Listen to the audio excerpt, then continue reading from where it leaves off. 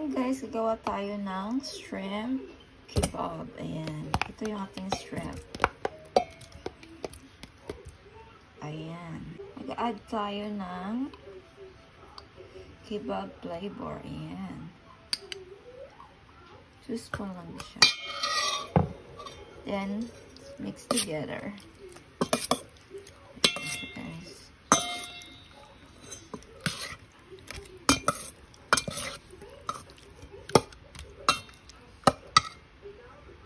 So, ito pala yung coriander. Ayan, i-mix natin dito sa ating shrimp kebab. Ayan, meron tayong bell pepper and onion. So, i-mix lang natin siya din, guys.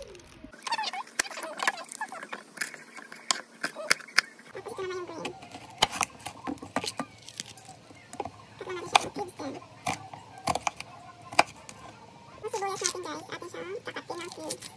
Ayan. Ayan. Tapos sila ng cubes.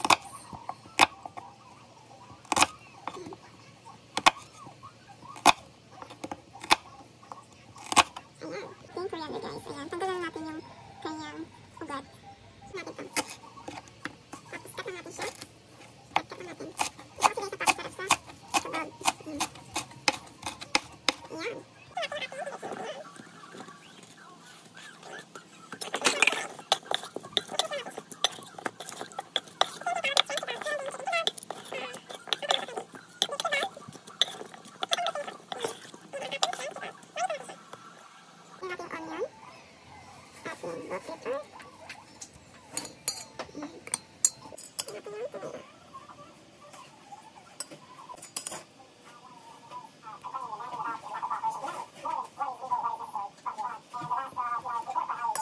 So, ito na siya guys. Gigirl na natin yung ating shrimp kebab. Ayan. So,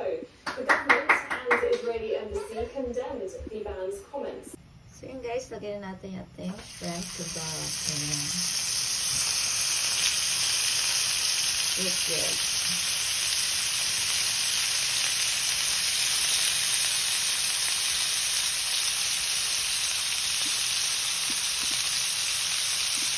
Ito naman yung bread natin. Ayan.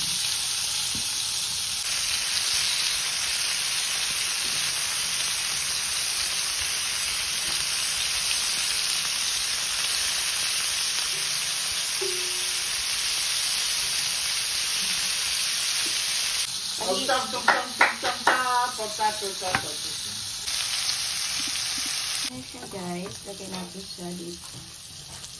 Ayan.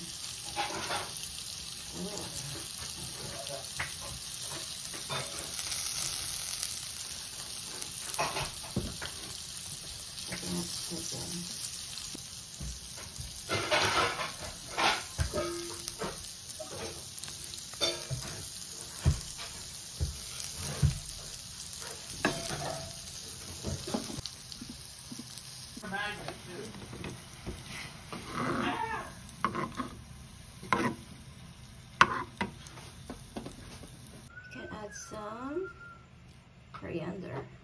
You love coriander, guys. Don't overcook your shrimp, baby. And you can add some sauce.